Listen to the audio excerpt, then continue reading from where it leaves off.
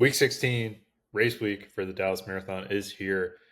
The final week that we'll ever train is here. Just kidding. The final week of the this part of the pursuit is here.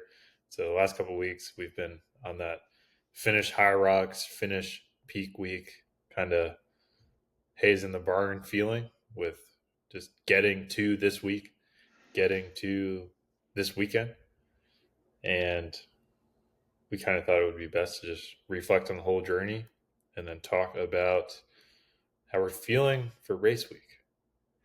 So, so yeah, I think I can kick it off a little bit, and I've echoed this throughout this period, but this is the most consistent I've ever been running, especially in a plan. I think doing it with Patrick's been the biggest reason for that because there's a lot of days over 16 weeks where you don't want to go out and train, and especially you don't want to wake up early and go run. And then if you don't wake up early and run, going out after work and still getting the miles done, like motivation is not always there. But I know for me specifically, having someone else that it's like, hey, Patrick ran, or like I could just shoot Patrick a text and be like, hey man, I'm not really feeling it, and then he'll be like, why? And then suddenly I'm running. So that's good. That group accountability has been great for me. At the same time, it's just coming from the team sports background. It's like running isn't a lone sport, but it doesn't have to be done alone. And I think this showed that, even though so many of our miles were alone, it's like flying and then being with Patrick to run these long runs. Like that's kind of what makes it worth it. It's like we're not doing this alone, truly. And to have this payoff together at the Dallas Marathon is going to be cool. Like I can't really put it into words how cool it actually will be, but I'm definitely excited. And I made the joke at the beginning that we're done pursuing things after Sunday, but that's just not true. It's like we're both already looking ahead for what's next, and we'll have bigger and more ambitious goals in 2025, and then we'll just keep stacking. But I do like having these like sprints through life where this is a 4 month sprint of how much work can we compound in 16 weeks. And, like running is one of those things where it's really tough to see the daily progression. But when you stack a run from now compared to back then, it's pretty black and white to see. And I hope that come Sunday, and I believe, not even just a hope, but I believe come Sunday, it'll be a very black and white of like me specifically, hey, this is where I was a little over a year ago at Philly. This is where I am now. And then for Patrick, it's like, this is the 0 to 1 moment, I'll call it, because it's like you haven't done this before, but it's like you definitely will. And now you're even going to have a better first starting place or a better first experience than I did. And I had a good experience. So I'm just excited. Yeah, you made a lot of really good points just for this entire process. Um, Having the accountability is huge. I just used to think I liked working out alone and doing everything alone, but I don't. Like, it makes it a lot easier and just better to be able to communicate with someone in the same exact situation that you're in. So yeah, I mean, this is the first pursuit of whoever knows how many. We're going to be doing this stuff till we're 80. So there's going to be a lot more pursuits coming, but just throughout the entire process, learned a lot about myself, just that I can do a lot more than I think I'm capable of. And 95% of this, everyone says it, but you don't really understand it until you put yourself through difficult situations. 95%, if not more, it's all mental. Like the early stages, the early weeks when we had two a days. And once again, Tristan and I travel a ton doing all this stuff. Like, we didn't have to do all that. Like, we set a goal to do it, and like the accountability made sure that we did. But I would say like at least over half of the two a days I just didn't want to do. Probably more than that, probably like 70%.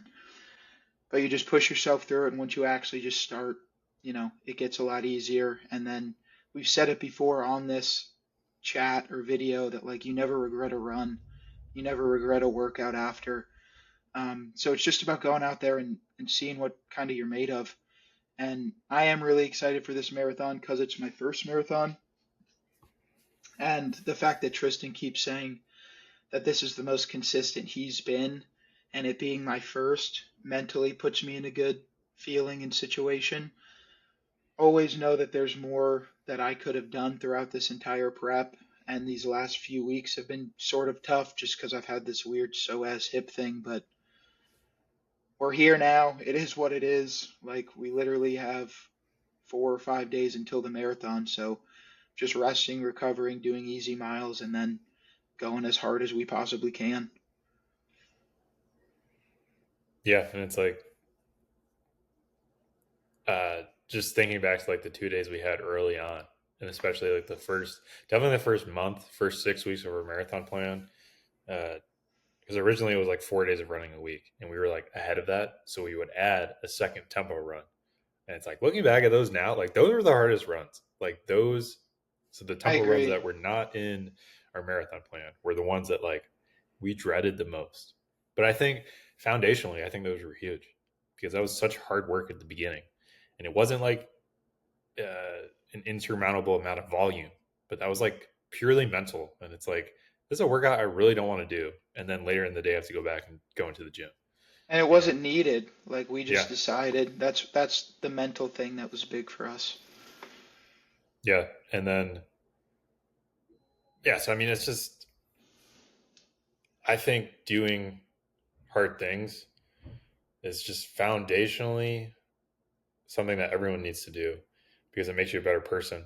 It gives meaning to other things in your life, and not everyone does it.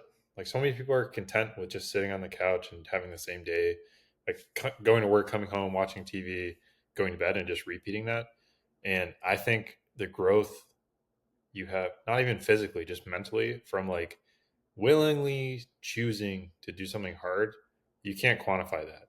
And so that's why it's like we talk about it, it's like these are the people we're going to be till we're 80. It's like I think we only will continue to just like stack our momentum, stack our discipline, stack the goals we have, and just like keep pushing ourselves physically, and then we'll reap the rewards in every other aspect of our life.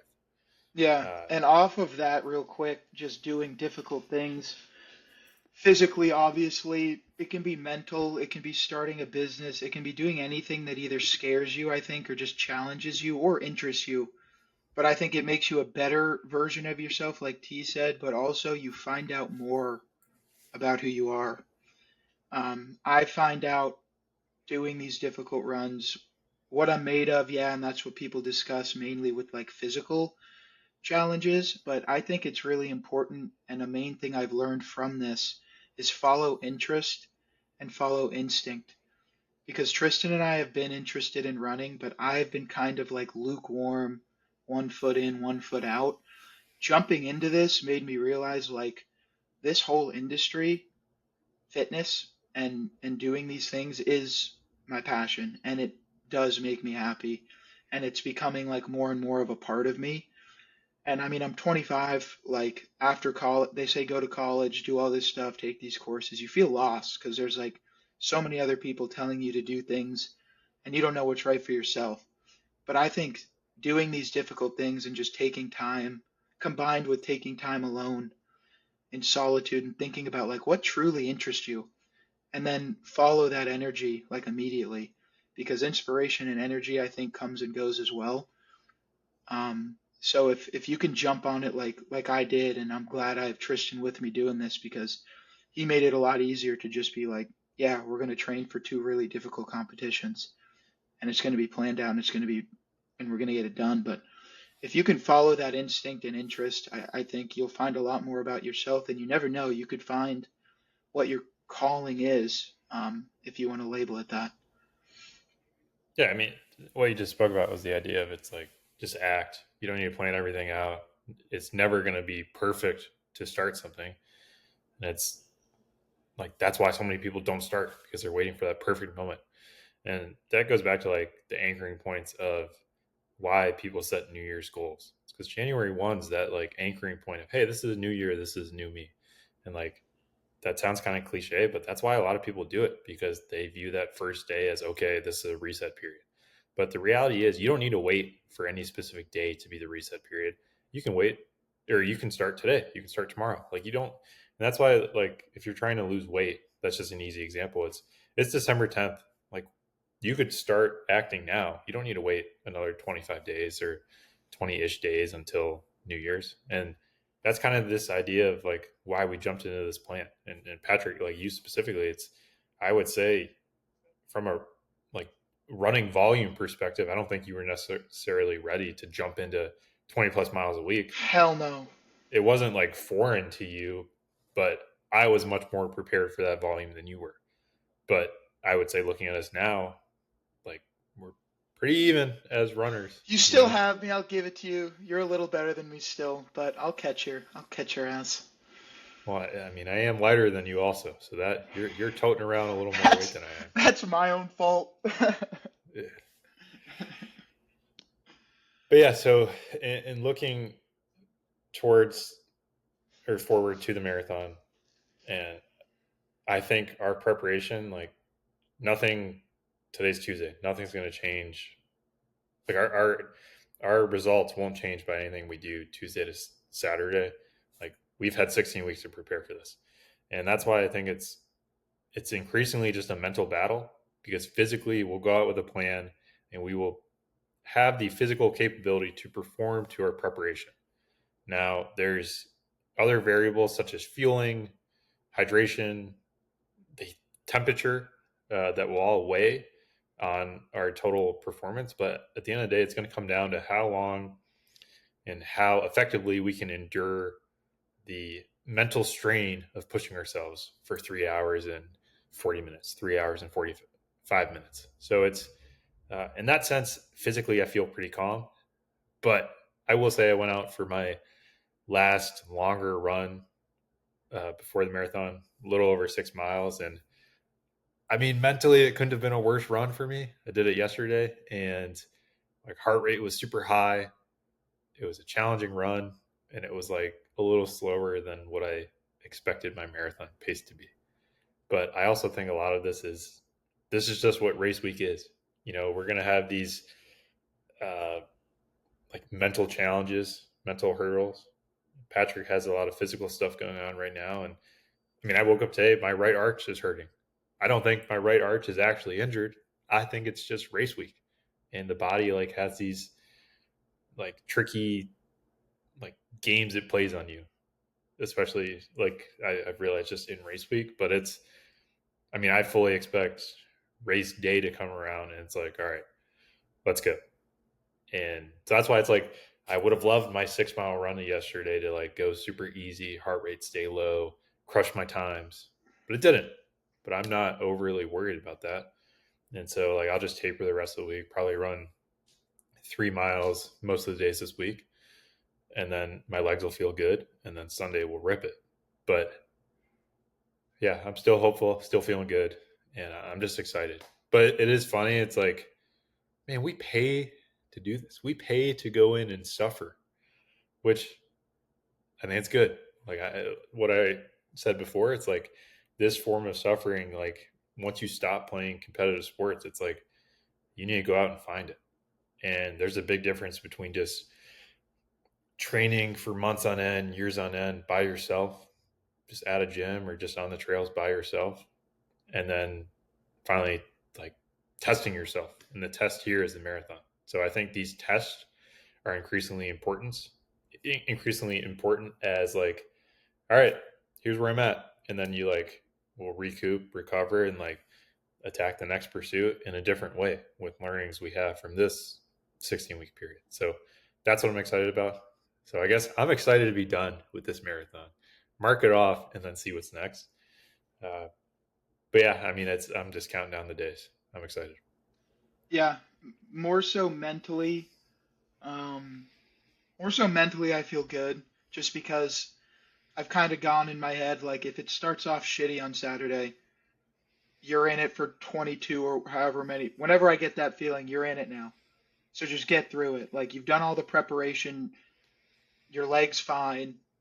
You got this is for 16 weeks. Like that's why I'm mainly excited. Like all of this is kind of finally coming to like a tipping point.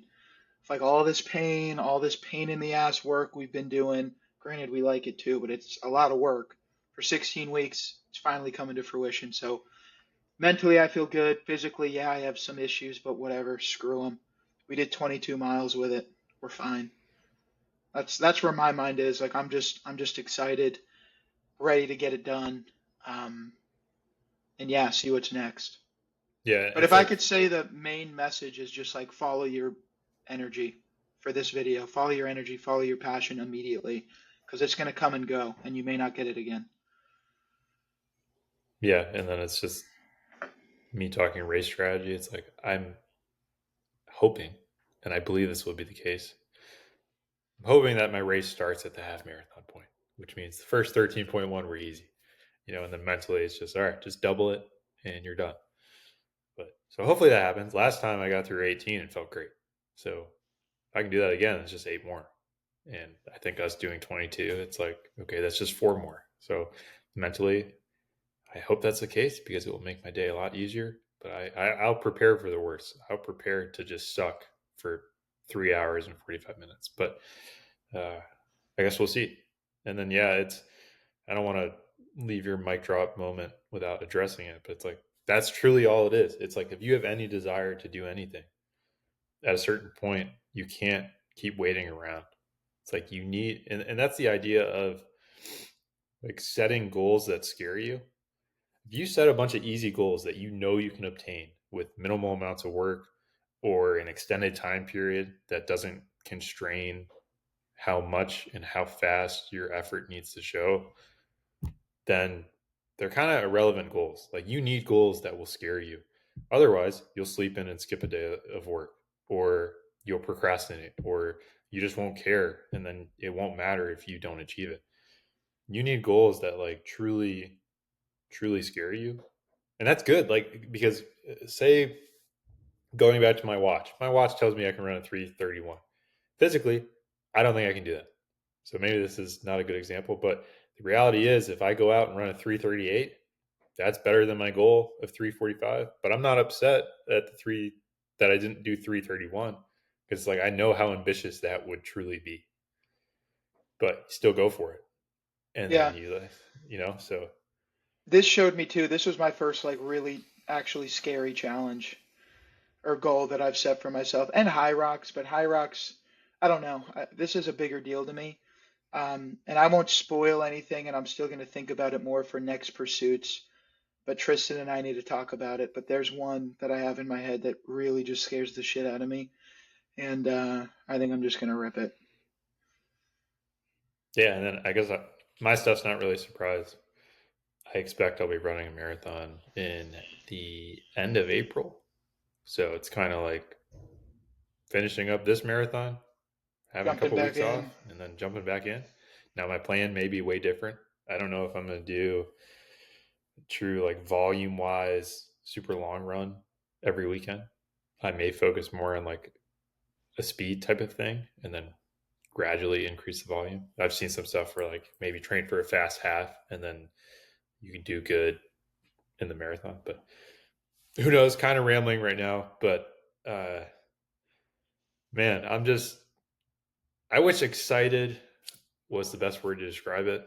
I'm just ready and, ready to suffer, ready to endure, and ready to accomplish our goals. And that's just truly how I feel. And at the end of the day, like if something bad happens, if we bonk, if it's 80 degrees and I just can't run in that temperature, it's not going to be 80 degrees. I'll just say the worst case scenario. If that happens, then it is what it is. And I learned a lot. We learned a lot, and we grew a lot over these last 16 weeks. And again, it's just the beginning. So it's like this stuff's the infinite game. Like running is one of the most infinite hobbies you can have because it's truly a competition against yourself, both physically and mentally. And it's truly an activity that the more you put in, the more you get out. So it's truly up to you, and that's what I think the marathon is, that great equalizer. Because I truly believe to run a good race, you just have to run to your preparation, and that's what everyone's doing. Like if I train to run a 4 hour marathon, I can't go and run a 3:40 marathon. That's physically impossible. The same is said for people that train for a 3:10. They can't go out and run a 2:50. So that's what I kind of like about the marathon. It's like everyone's doing the same distance and we're all doing it to the level of our preparation. So it's not a I'm faster than Patrick, Patrick's faster than that person. It's hey, we've all done the work, and this is the sum total of our work. So with that, we'll see what happens.